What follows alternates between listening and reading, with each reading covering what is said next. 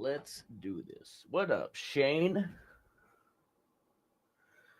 What is going on? Yeah, just me here right now. Elijah is supposed to be here, but he's known for showing up very late. So I guess I'll give this a few more minutes. How's everybody doing? Hey, Ryan.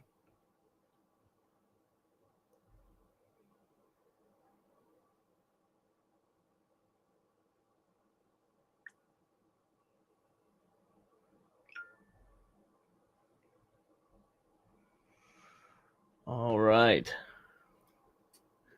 And there he is. I told you it'd be right on time. And there he is. He just walked in the door. You could on time. You could hear him shuffling through his backpack. His good-looking backpack, I may add. But he is here. So how's everybody doing? Happy Tuesday. Yep. That's right. Shot clock cheese Elijah. Always making it before the shot clock expires. And he is the man. He can't hear me right now. See, what's tough is you could be saying a whole bunch of mean things about me right now, and I can't even hear him because my headphones aren't plugged in. Yeah. Your mustache looks good. And he doesn't know that that's a compliment. Got some coffee today, I see.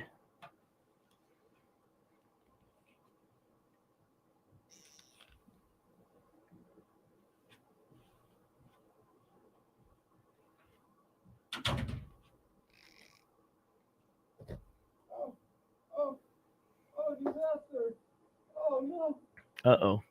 I don't know what's happening. What's happening? We can't. Oh, I think he dropped his in.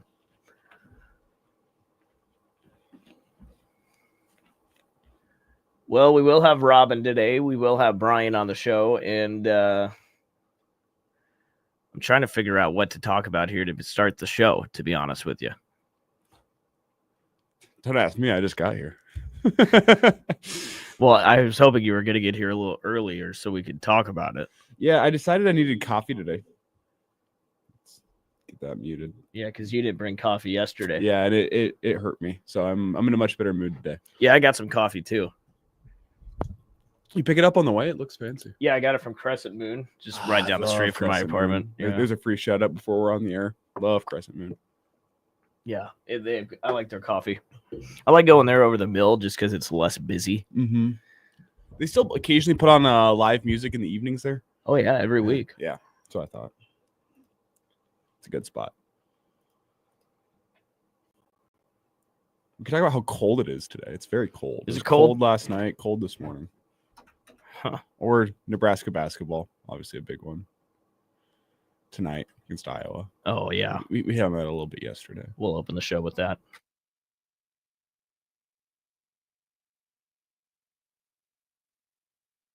This is the Morning Hookup on KFOR.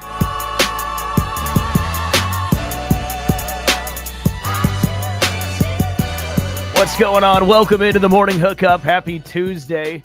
Adam's on the stream. What's going on, man? Welcome into the show. Happy Tuesday. Will Wilson with you. Elijah Herbal is back in this morning. He's got his coffee on. He's got his finals hat on. And he's back in. Bill should be back tomorrow, if I'm not mistaken. Welcome into the show. How's everything going out there? Lincoln, Nebraska. Bill always says, good morning, Lincoln, Nebraska, right? That's not how I'm going to do it. I could try to replicate it. You've done before. Yeah, it doesn't go great. Yeah. There's only one Bill Hooks. Well, he really screams into the mic when he does it. Really screams into the mic. And I'm afraid to tell him that. There's only one Bill Hooks. There is only one Bill Hooks. I did get a copy his Marco. Viva Las Vegas. Yeah, right. I got a copy of that once, and that was the thrill of life. You really enjoy doing that. Yeah. We will have Marco on the show Thursday, which is great. There's a lot to talk about today. Of course, Nebraska ball going on the road to Iowa tonight after a big win. So we'll see how they react, how they respond. That'd be a huge win tonight in Iowa City. We'll have Robin on the show. We'll talk about the game with him, see how he's feeling. We'll have Brian Munson after Robin. Apparently, there's a big portal target Nebraska is going after in terms of an offensive lineman. And this offensive lineman apparently is coming from Alabama. So that's being talked about a lot. We'll see how what Brian has to say about that. And at the end of the show, we'll do our usual stories we missed, daily wager, which we both hit last night, by the way. You were on the Kings, who won by 5, and I was on Ohio State, where if you watched, I don't know how many people watched that Ohio State-Minnesota game last night, but I actually watched the end of it. It went to 2 overtimes. And if you watch that game, it would remind you a lot of how Nebraska looked going up to Minnesota in recent years. It looked like a lot of Nebraska football games over the last 7 years, where Ohio State really just did not look good. But they somehow covered that game. They were favored by 5, and they ended up covering in double overtime, which was pretty impressive. I saw the final score on that one. I heard it was a wacky game. It was really weird. Yeah. I didn't get to see. I was at home making turkey noodle soup last night. Turned out quite tasty. It was with the weather we've got right now. It was very. You were really ready to fit that in. It was good. Yeah. Turkey noodle soup. It was kind of the highlight of my night last night. Good so for I you. needed to bring it up in some way, shape, or form. It was homemade turkey stock. It sounds good. Yeah. Some turkey that I had out of my freezer. It sounds really good. And it was fantastic. It hit the spot. It was what I needed with this weather this week. We talk about road wins in the Big Ten and how hard they are. Both road teams won last night. You had the other game earlier where it was Wisconsin at Rutgers. Wisconsin won that one too. Yeah. Well, Rutgers, they're not looking. They have some really good young talent. I wasn't expecting them to look this bad. They're looking like there might be a team that might miss the Big Ten tournament. Well, they do have a lot of good young talent. I know one of their guys is sick. Dylan Harper. I don't know if he played last night because he was questionable with an illness. Well, he's Ron Harper's son, isn't he? I have no clue. Ron Harper. I'm not sure. I think so. But anyways, Nebraska is going on the road tonight, and I'm so scared about this game tonight. Nebraska, Iowa, 7:00 on Peacock, by the way. Make sure you got your Peacock subscription or text somebody who has an account so you can get their login. Yeah, 7:00 tonight at Iowa. Elijah, we talked a little bit about it yesterday, but, in recent years, we don't play well over there, and I'm a little worried about it. 4.5 dogs tonight. I said this yesterday on our afternoon show, Hail Varsity Radio. I was like, you just know whenever Nebraska goes to Carver Hawkeye, there's going to be some random 6'3" rural Iowa dude that just goes like 7 for 10 from 3 for Iowa. Yeah. That is a guarantee. Yeah. Is Bohannon still there? I don't think so, actually. I wouldn't doubt if he is. Or anybody with the last name McCaffrey still on the roster? I think there is a McCaffrey, isn't there? Yeah, Fran. He's popped out a lot of kids. No, there's not a McCaffrey. There's still a McCaffrey playing college basketball, though. I just don't think he's playing for Iowa. Is that right? I think he plays for Butler, maybe. That might be right. Because the old McCaffrey coaches there. I could be wrong. Anyways. I think you're right on there. But you got the two Sanfords, Peyton Sanford, Price Sanford.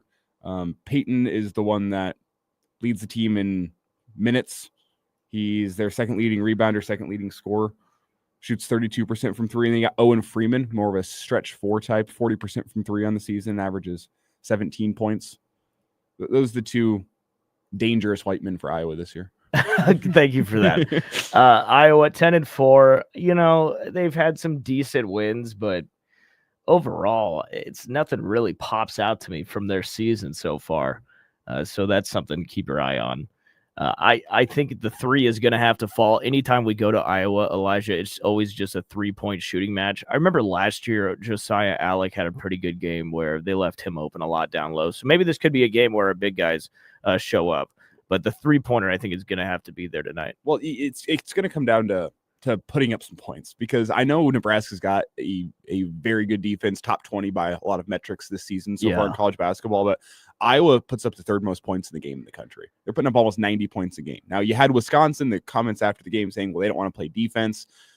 They do allow 78 points per game, which is 315th in college basketball. Wow. So not good there, but their goal is to outscore you. Also, the last Big Ten road game this team played in was at Michigan State, and we all know how that went. So that's another story there. Is, can this team play on the road yet? We don't know. But I just don't think this is a game where you can't have a siege and go 0 for 6. You can't have, was Burke 1 for 4? You made one. You made one, something like that. Like, you got to have guys with a little bit more efficiency. It's going to be a game where Bryce Williams, I think, can go in, and you're not going to have Kobe Johnson on you. So you're going to have a little bit better offensive output likely from Bryce Williams. It's got to be a whole team effort, though, at least. Like, Fred likes to bring in guys who are shooters. Tonight's a game where you got to show that you are a shooter. And I expect us to play from behind. We usually do in Iowa. You talked about that one win with Greasel, that team. We came from behind in that one to win that game. So expect us to play from behind tonight, but I think it's going to be close. I think it's going to be close as well. Talked about the fact Nebraska 4.5-point dogs. So yeah, depending on where you look. Yeah, Vegas is expecting it to be a close basketball game. They're expecting it to be a higher scoring basketball game compared to what Nebraska has put together so far this season. So what's the number for you? Is it a race to 75? Higher. You think it's higher than that? Yeah, I bet you it's like 83, 85. Something like that. You're going to have to put up some points. This Iowa team can, they can score in bunches. Definitely, especially at home. So that's very good. We're going to have Robin Washington on the show coming up here in a bit. We'll talk to him about the game tonight, see how he's feeling. Elijah, there's been more rumors about NFL teams and firing coaches. I saw the Titans, who have the number 1 overall pick, fired their GM this morning, which I think is smart, by the way. Bringing a guy who you trust with a number 1 pick, that's a big deal. Well, especially given the options where Tennessee is a team that is in need of a quarterback. Big time. I think it's going to be a question for whoever ends up being the GM of the Titans. Is Tannehill is he retired? What's the deal with him? He's no longer with the Titans, is he? I don't know. I don't know why he's not playing. So that's an interesting part to it. Apparently still with the Titans. Yeah, that's what I thought. So, Yeah. I will say, though, that they kind of have the decision, whoever this GM is, do you go best available player, or do you go hit that position of need and understand, hey, we're the first overall pick, which gives us the quarterback that we like? Do you go that route with the number 1 overall pick, or do you go best available? I think that's going to be a big question for the Titans because they're in need of a quarterback, not the strongest quarterback class, not the strongest draft class as a whole. So I saw the Bears are going to try and interview McCarthy down in Dallas, and the Cowboys still have to grant access. I don't think they've said yes or no yet. But I saw that Mike Flores, Vikings, Brian Flores. Sorry. Who's Mike Flores? Oh, he's the guy with Pro Football Talk. Never mind it about that guy. Mike Florio. Florio, thank you. Yeah, Mike Flores, former defensive end for the Philadelphia Eagles, San Francisco 49ers, and Washington Redskins. Yeah, Brian Flores is who I'm talking about. He should be on the phone with the Bears. That'd be a great hire, I think, for the Bears. A guy who's been in the division for a few seasons now. I think that'd be a smart hire by them. Not McCarthy down in Dallas. Well, I think you're not going to give Vrabel. You go offensive-minded, though. You have a young quarterback, so you probably go offensive-minded head coach, right? You're probably right. Yeah, you're probably right. Because the job of the next head coach is to make sure that it's not as much of a disaster as it was for year 1. Well, then the Bears hit the checklist of how to screw up a young quarterback. Well, then you get Ben Johnson. You go get Detroit's off OC. Or do you go get Pete Carroll? Yeah, because Pete Carroll is apparently saying he wants a job. Yeah. Pete Carroll might be a guy that's I don't want to say quarterback whisperer, but a guy that I think you trust with your young quarterback. Because, I mean, legitimately, the Bears went and fired their offensive coordinator, fired their head coach. It was a disaster behind the scenes in your rookie quarterback's first year. That's like the first steps towards screwing up your own quarterback. You got to make sure you bring in a head coach that you roll with, that you trust with your young quarterback moving forward. Because let's be honest, it's not the next head coach. That's not the future of the Bears franchise. The future of the Bears franchise, as it stands, is Caleb Williams. So you got to bring in a guy that can bring that guy along. Yeah. Make sure you get the most out of Caleb Williams. That's going to be the Bears' task, I think. We'll see what happens. We'll see where Vrabel goes. He is going to be interviewing with the Bears. So we'll see what happens with that. He's got to be going to the Patriots, right? That just makes too much sense. Yeah, I mean, that'd be good for football. Anybody will take him. Let's take a break. Let's get Robin Washington on the phone. We'll talk to him about tonight's game against Iowa. See how he's feeling about that when we come back. More next on the Morning Hookup on KFOR.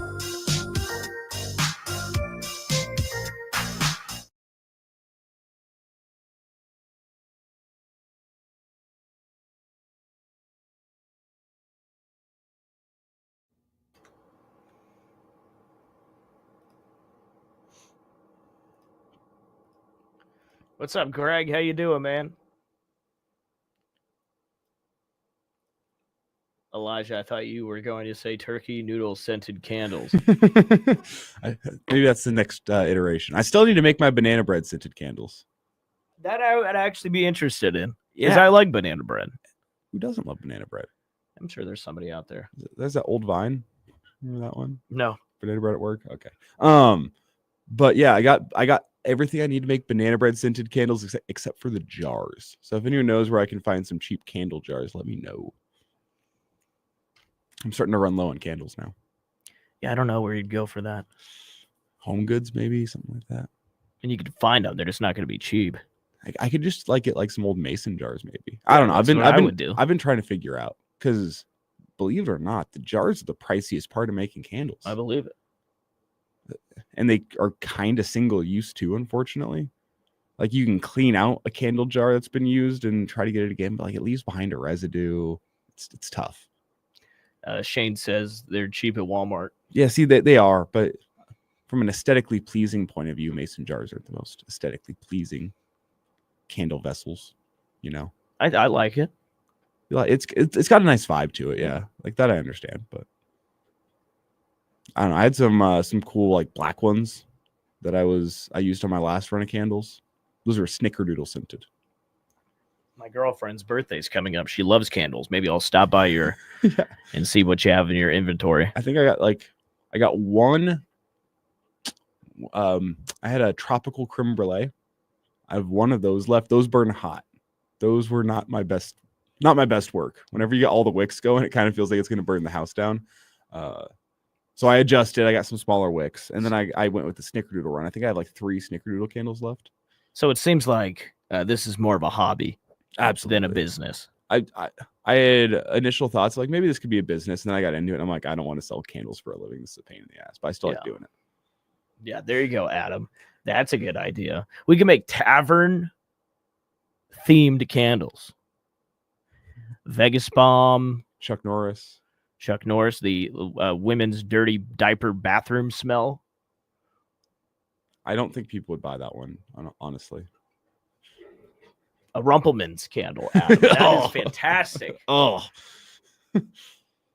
that's a great idea. I can find that probably. I remember there was a Malort themed candle somewhere on the market. It's candles that make you want to throw up when they burn. Rumpelmans and Malort. Yeah. It's more of a joke, I'm sure. Yeah.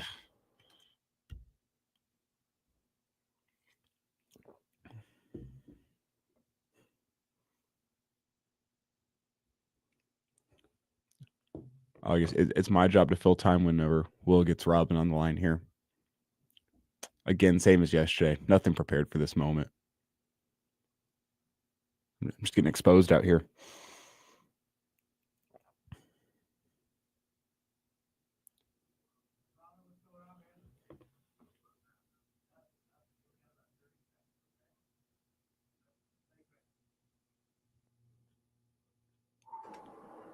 Booyah.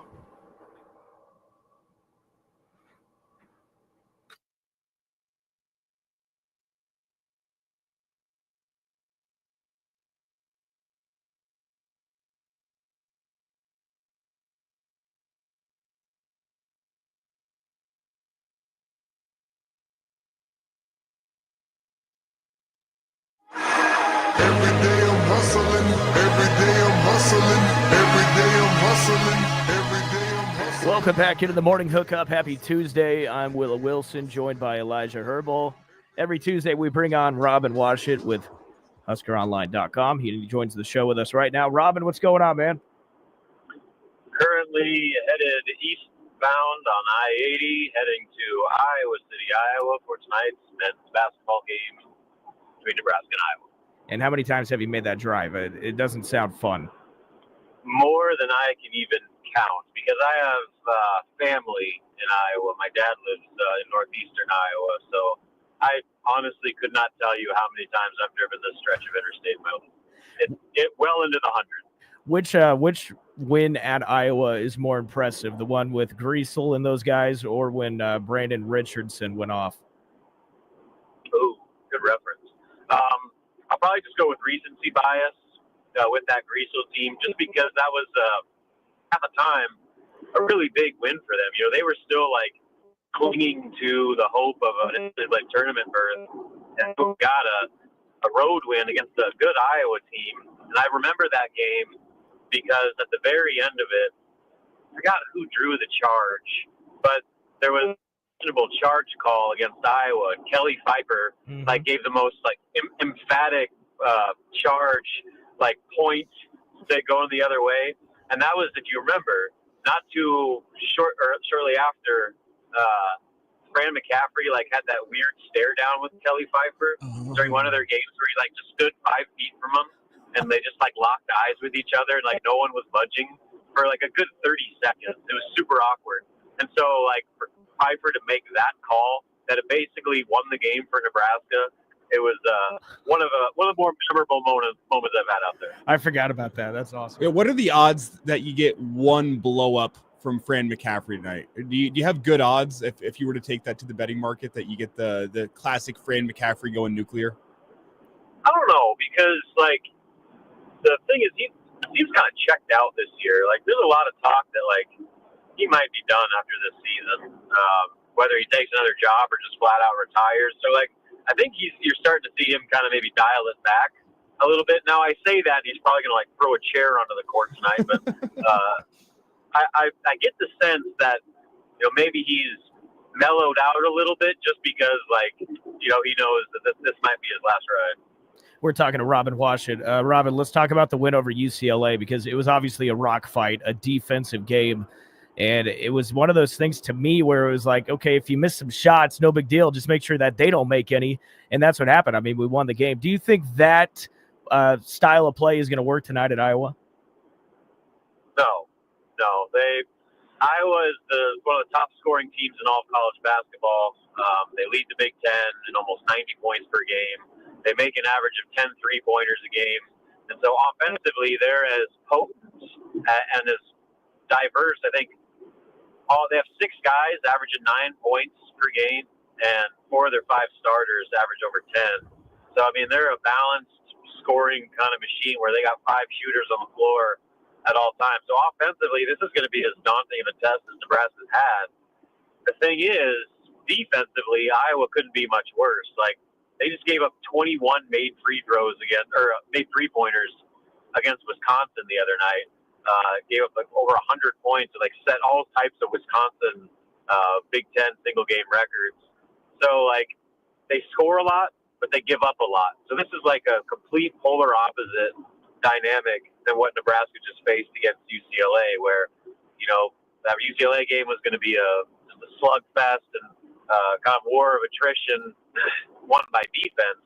This one is going to come down to can Nebraska slow Iowa down enough and then make enough shots on the other end to keep pace? Because last time they played out there, Iowa jumped out to a 17-2 lead, and Nebraska was trying to dig itself out of a hole the rest of the way.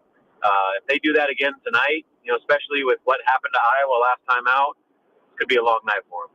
What do you think will be more sustainable for Nebraska tonight? If Nebraska starts off defensively excellent, they're holding Iowa to a low shooting percentage. Is that sustainable, or is a good offensive performance from Nebraska where it turns into a bit of a race to 80 maybe? What do you think is more sustainable for this Husker team in Iowa City tonight?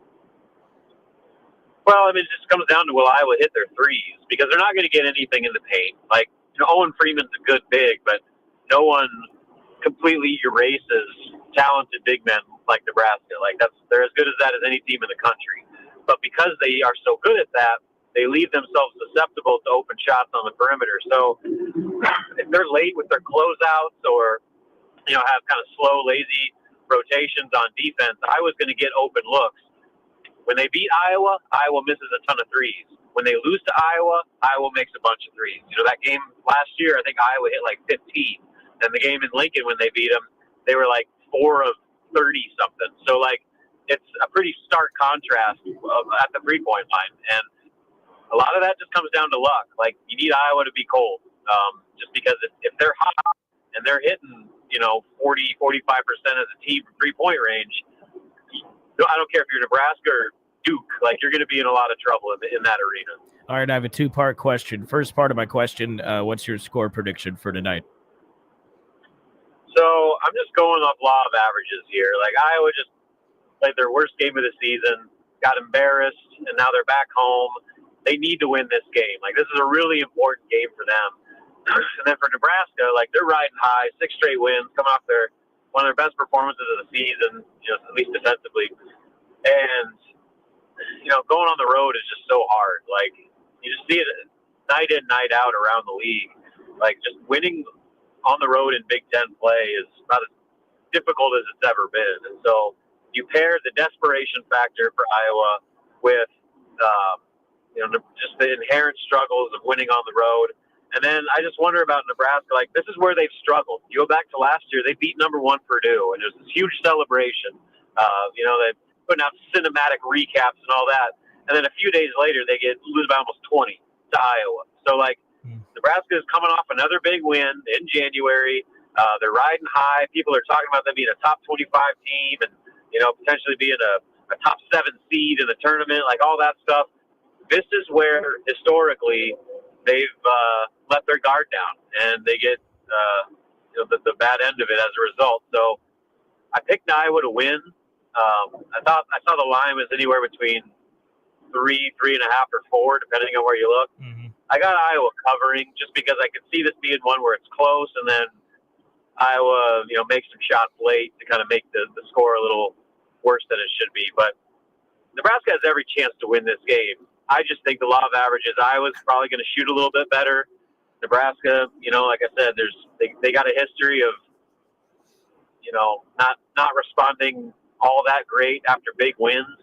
But from a talent standpoint, I think Nebraska is every bit as good, if not even better than Iowa is. Robin, if we zoom out here a little bit, you talked about the top 25 aspirations for Nebraska. If Nebraska is a top 25 team, what does the record need to be over the next 4? You're at Iowa, then you're at Purdue, you return back home to host Rutgers, then you're on the road against Maryland. What does Nebraska need to do in those next 4 games if they are a top 25 team? Probably go 2-2. That's what makes this one so important, because this is by far their best chance to get a road victory. Like, winning at Maryland's hard. Maryland's good. I know they just lost at Washington, but they're right up there in the conversation as one of the better teams in the conference. So winning out there is tough. And then Purdue's Purdue, Mackey's Mackey. Nebraska's never won there. And when they lose, they often lose big.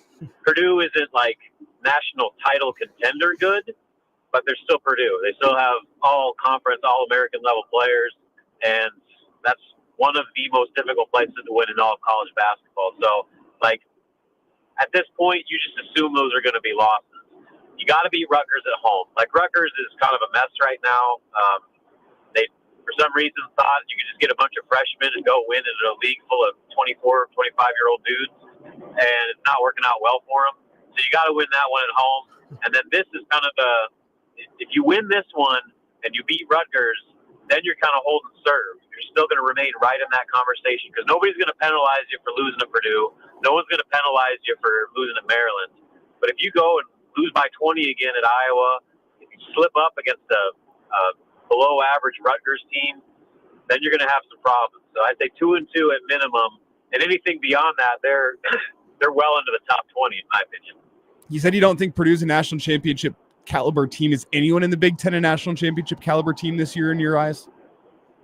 Maybe. I mean, but like last year, they had Zach Edey and Braden Smith, and so like they were loaded with like star power. Mm-hmm. Now they got Smith back, but they really don't have the same punch as they've had in previous years. So they're a different Purdue team, and like last year was like they were number 1 for the majority of the season. Like they're not that caliber this year, but they're still really good. I mean, they still got multiple all-conference players, and they still got, in my opinion, one of the best coaches in all of college basketball, Matt Painter. And that home arena is, again, like I said, it's a hornet's nest every time you go there. So that's as far as the rest of the Big Ten. I think Michigan State, they always play their best ball in March, and I think they're as deep as any team in the conference. They're a legitimate 10 deep without any drop-off with any of those 10 guys. Maryland is kind of like on the outside of that conversation to me, because I think they're really good, but they got to start winning on the road to, I think, take that next step. Who else? Oregon? Yeah, I put Oregon in like the Maryland category. Like Yeah. they're good, but they got to show that they can win off the West Coast and make it through a Big Ten grind and not play in front of 4,000 seat or 4,000 attendance Pac-12 gyms. Wow. They're not playing. They're not playing at Stanford anymore. So I put Michigan State, maybe Purdue, and Maryland, and then maybe Oregon in that kind of top title contenders. But I had to pick one out of that group. I go Michigan State. Yeah, I think we'd probably throw Illinois in there too. Oh gosh, Yeah. how did I forget about Illinois? Yeah. Okay, Illinois might be at the top of that list, right? Right, and even Michigan, Yeah. Michigan's looking really good. Yeah, Illinois though. Okay, just disregard everything I just. Illinois is like the clear number one right now. Yes, thank you for not making me sound. You're welcome. I forgot. Is the world's biggest truck stop after Iowa City or before? Before. All I right. think. Enjoy the Panda I think Express. But before you get to the Yeah. world's largest truck stop, you have the world's longest stretch of wind turbines. So Ah. count those first, Robin. Yeah, this is. I mean, when you talk about just beautiful drives, this ranks right around the top. Well, Robin, enjoy the game tonight, man. Drive safe, and we appreciate your time. All right, thanks, guys. Talk to you later. See you, Robin. You can follow him on Twitter at Robin Washit. He's picking Iowa to win and cover tonight at 7 o'clock on Peacock tonight. That game's on Peacock. So make sure you have your friends login information. Yeah, you got to figure out how I'm getting into that tonight. Let's take a break, and we're going to keep the Husker Online train rolling. We're going to have Brian Munson on the show when we come back. You're listening to the Morning Hookup with Bill Hooks and Will Wilson. More coming up.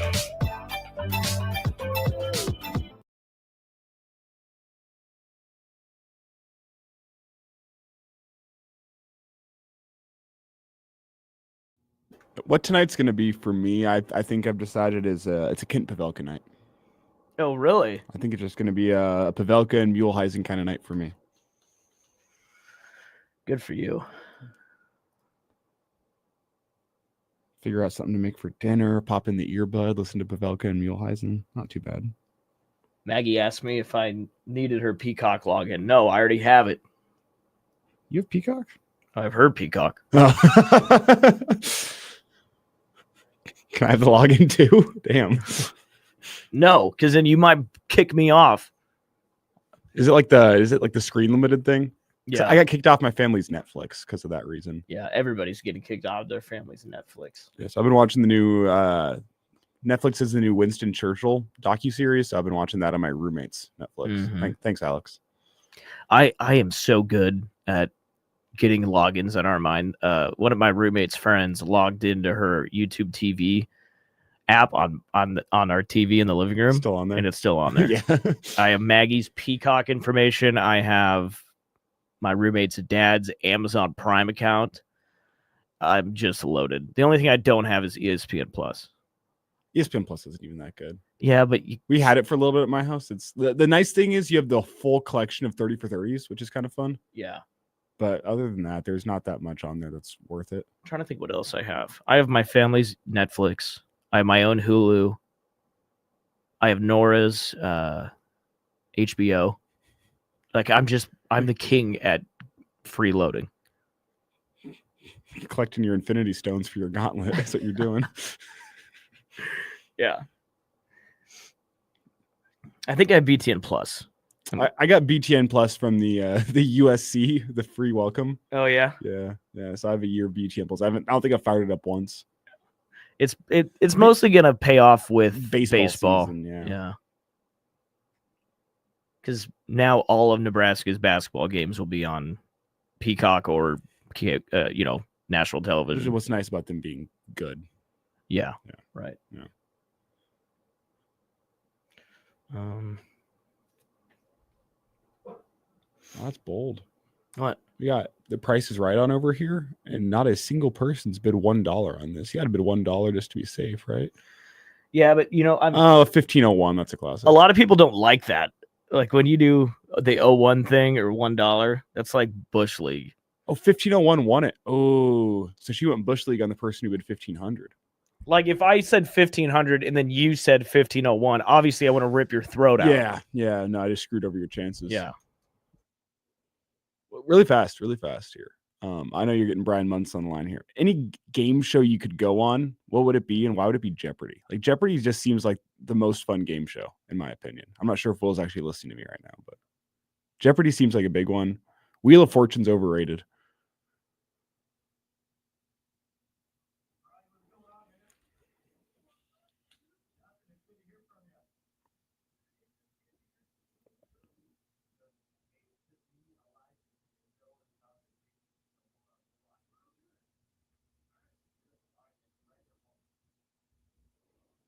Jeopardy would be fun, but it'd be really hard.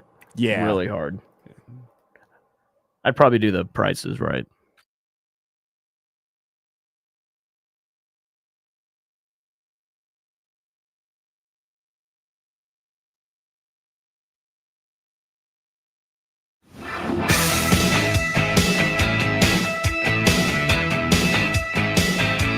Welcome back into the morning hookup. Happy Tuesday. Will Wilson and Elijah Herbal with you. Bill Hook's still on vacation. Every Tuesday we bring on Brian Munson with HuskerOnline.com, and he joins the show right now. Brian, we were talking on the stream what TV game show we would most likely want to do. Which one would you choose? Ooh, wow. It has to be a current game? Yeah, let's stick to current. Yeah, games that are still on the air. Well, they're refreshing a lot of stuff, and the one game I've caught that they've refreshed that I would really like to do still would be Pressure Luck with the whammy. Oh yeah. So I would like to do that, and then I think going back like in time, I think maybe they might have refreshed this too, but I like Hollywood Squares. Hollywood Squares is a good one. They are refreshing that one. That was a classic back in the day. Yeah, that was a good one. There's like Tic-Tac-Toe was always a good one too with Wink Martindale, and man, I'm really showing my age on some of this stuff, ain't I, dude? But no, there was, gosh, those are some really good ones. Obviously, the Wheel of Fortune was great. Jeopardy would be fantastic, but I've caught some of the recent ones. Man, there's some folks that can just run those boards, man, and just I'm like hit or miss on some of those subjects. So. Yeah, I think Hollywood Squares would have been a lot of fun to do. We're talking. Sorry, go ahead. Yeah, I was just gonna ask Brian if you're if you're on Family Feud, you've been selected. Would you add Will Wilson to your Family Feud team? Your family?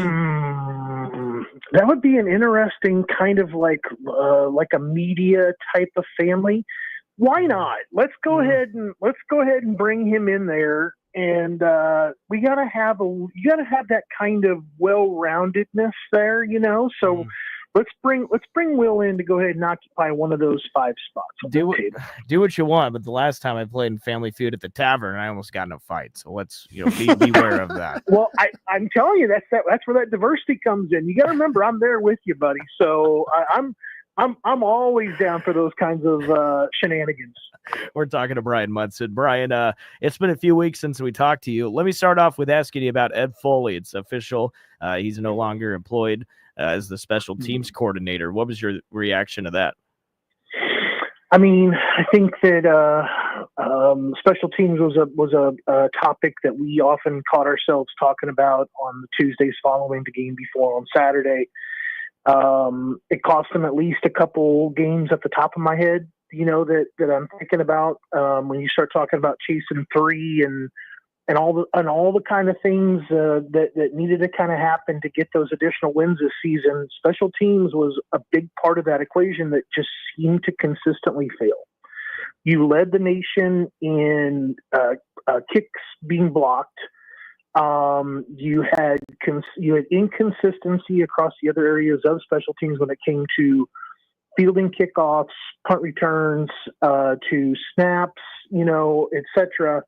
There were just a number of things there that just, when you added it all up, it just seemed like it was not a very well, I don't want to say coached, but I mean, I'm running out of other words to kind of use there. I mean, it's a very, very, not a very well prepped unit. And I've talked to some folks. I've even talked to one of the nation's premier special teams coordinators before in the past.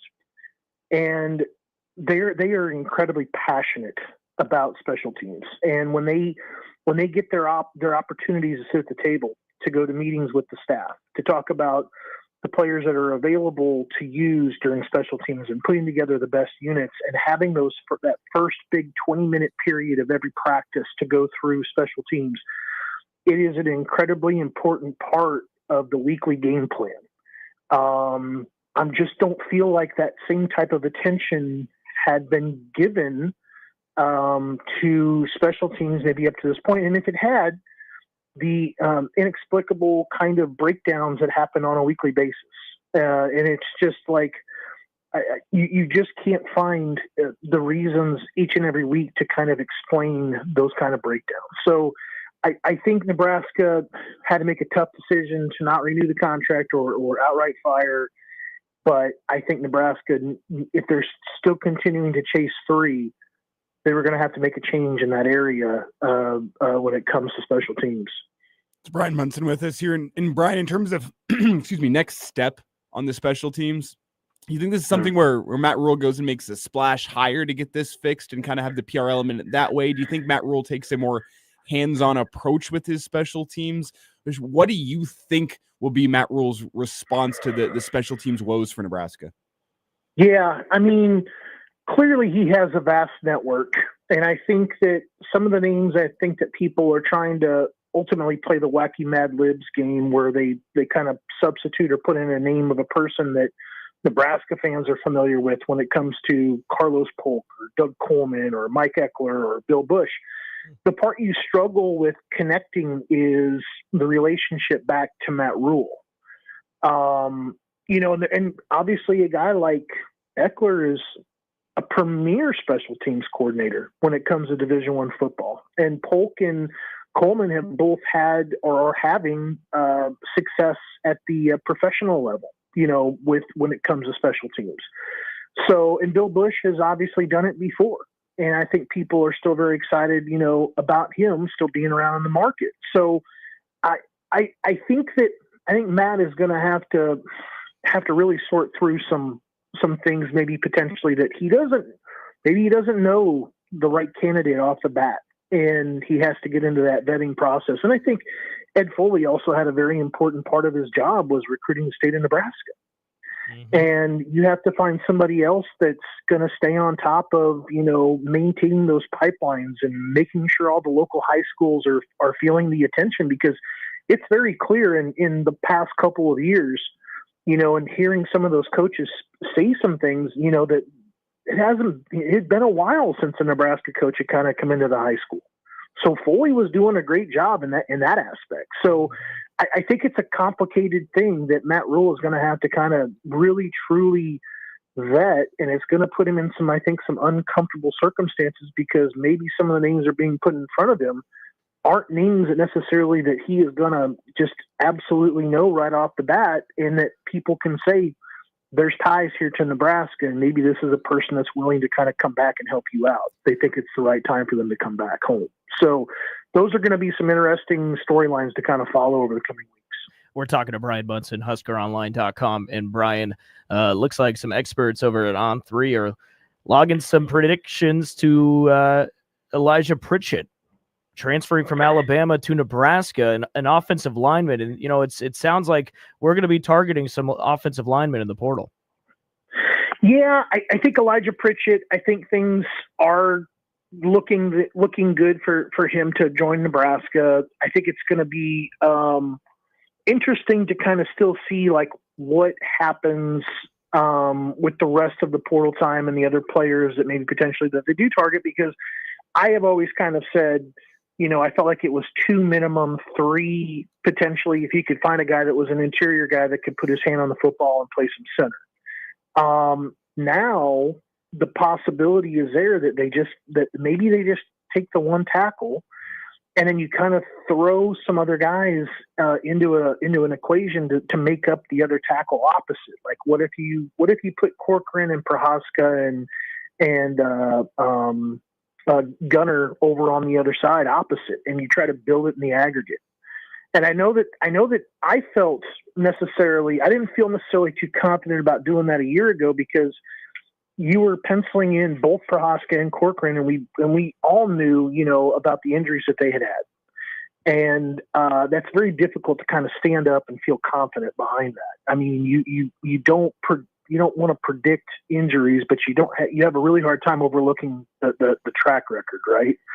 So I'm going to be really interested to see what else kind of happens here for Nebraska and trying to target maybe potentially any other offensive lineman. They may, if they get Pritchett, they may decide to go ahead and just shut down that side and not go back after any other official offensive lineman. Excuse me. You could still be in the market for a running back. I think that they're still on the market, maybe potentially to upgrade some things in the depth of the defensive line room. But, the defensive side of the football, I mean, that class that they've got, 14 commitments, and over half of them are on the defensive side of the football. They've done a complete and total overhaul. They've really overhauled that side of the football already. So Butler is getting that group shored up, very, very quickly. It's going to be interesting to see how he kind of puts those pieces together and how well they can get him to gel very quickly in the spring. Quickly here, Brian, regarding Pritchett, arrested twice in the last 18 months. Is that a concern to you? One was for speeding, and the other one was for knowingly spreading a sexual disease. Both of them misdemeanors. Are those concerns to you? Well, the last one's the first time I'd ever really heard that. And I had that tweet sent to me. I think it's from December of 2023. I think you have to be somewhat concerned by it, obviously, because you're showing a pattern. I've seen a couple other folks, going down on this speeding or even some street racing type of situations. I think the difficulty here is, guys, and this is the part that I as a parent and as a person who kind of looks at it a little bit differently now that I'm a little bit older, this is the ultimate fishbowl that these folks will ever be in their entire lives. And people are concerned on the 14 Saturdays or 14 game days, of course, that they're going to be out there, but you have 350 other days that they have to be outstanding citizens, and they are completely judged and differently. And if they get in trouble, their stuff is frontline headlines, and they expect to kind of have this, you're into this kind of thing playing college football where you have to act a little bit differently. You have to be, you're kind of this ambassador of the university. So I think there are some things there to be concerned about that, Matt Rule wants to make sure that those things are behind him. And that basically things are on the up and up, because they cannot take, rolling out on a Thursday, having one of those situations pop up, the walk through Friday before a big game like Ohio State's coming to town, and not have your offensive tackle for Saturday. But I think at the same time, you don't want to have anything negative like that around your program, hanging over it in any way, because that's a culture problem. So I'm sure Nebraska is doing the right thing by vetting that situation with Pritchett, making sure, obviously, that they're doing it with all those recruits. And one thing to note with that knowingly spreading a sexual disease charge is that he was granted youthful offender status by a judge in Alabama after the judge did a character evaluation and criminal history evaluation. So avoided conviction, and the records from that case were sealed from the public because he was allowed to plead it down to a lighter charge, or lighter sentence, I should say, excuse me. That is like I said, when I got that information forwarded to me this morning about that, and like I said, it was like in December or November, of 2023. I had never heard of that before. So not just with him, just in general. So that's a very interesting thing. But I think obviously it's one of those diversion kind of things too, about we got to get you figured out and get this situation cleaned up and get your behavior. Otherwise, you're going down the wrong path, and buddy, you're going to ruin all your opportunities. So I appreciate second chances. I hope everybody gets them when they need them, but you want to make sure you take advantage of them when you do get them, because they do run out. And hopefully that's one of the things that's being brought to his attention when it comes to considering Nebraska. We have an interesting situation on the show today because Elijah Herbal's Broncos are going to Brian Munson's Bills in the first round of the playoffs. How are you feeling about this one, Brian? Reasonably well. I'll be honest with you. They're a tricky team. Bo Nix is a really much more in control of that team as a rookie than I would have given him credit for. Just because they were such a disaster the year before, right? Just awful. And they have made such a turnaround, but I should have known with Peyton being their head coach. I mean, he's a fantastic head coach. They are really a fun team to watch, and they're gonna give Buffalo some fits. I know the spread's like 8.5. I think the weather is still supposed cold temperatures, and the snow it's supposed to hit even down here in Texas. I think Buffalo is supposed to be okay miraculously, so that could actually favor Denver a little bit when it comes to that. But I think Buffalo has been incredibly dialed in. They've been a very distributive kind of team offensively. If they can just button things up a little bit quicker in the game, a contest against Denver, because they make great second half adjustments. I just would like to see those a little bit earlier into the first half. So I like Buffalo's chances, but I've really enjoyed watching Bo Nix and the Broncos play this year. Yeah, I think 8.5 might be too many points, but I also think the Bills are just a much more talented roster, Brian. So to me, it comes down to if Buffalo can protect Josh Allen from that Broncos pass rush. If they give Josh Allen time to throw, I think the Bills should be able to win this football game. But the Broncos can get a rush on Josh Allen, make him uncomfortable. That's always the wild card. Getting a rush with 4 will help you in any football game, right? And it's always it's with Josh too. It's like his left hand has been an issue. You can always slip back into re-injuring something very, very, very, very easily. Yes, I totally agree with you. I think they've got to find a way to kind of get the run going. Cook's got to be there. How quickly can he kind of move back into some sort of a gel with Cooper, who I know missed on personal issues last week, so I don't even know if he's going to be back. But if he's not in the equation, do you have enough there, with the other players, Shakir and Kincaid and Knox and so on, to kind of get things going? But I like the Davies kid too that they've developed at running back. So I think you kind of got a 3-headed monster back there a little bit when you bring Josh into the fold as a runner, as a running threat. So going to be a fun game. I think that's a noontime Sunday game. So looking forward to that one for sure. And I do agree. I think 8.5 is a lot for a playoff game. Brian, before we get you out of here, could you let our listeners know what you're working on at On3 and Husker Online? Yes. So I have got 3 and Out coming together. I'm going to talk about Jet Kamala and his first Division I offer that he picked up yesterday, and maybe how this is going to kind of get the ball rolling for him. It's always been kind of a confusing process for him. He's a very productive quarterback. I'm going to talk about the guys that they should be looking for in the upcoming All-Star games. Like, you've got 3 commitments or 3 signees that are in the games. You have a number of other players that are 2026s that will be participating. They should keep an eye on. And then I've got a couple of new offer stories and still some additional getting to know articles on the rest of the 2025 class, particularly the early enrollees that will be rolling out here over the coming days and weeks. Brian, we appreciate your time, man, and we'll catch up next Tuesday. Be good, guys. We'll talk soon. All right, Brian, thank you so much. You can find him on Twitter at @BrianMunson_. And Elijah, we're going to keep it here as we only got about 4 minutes left in the show.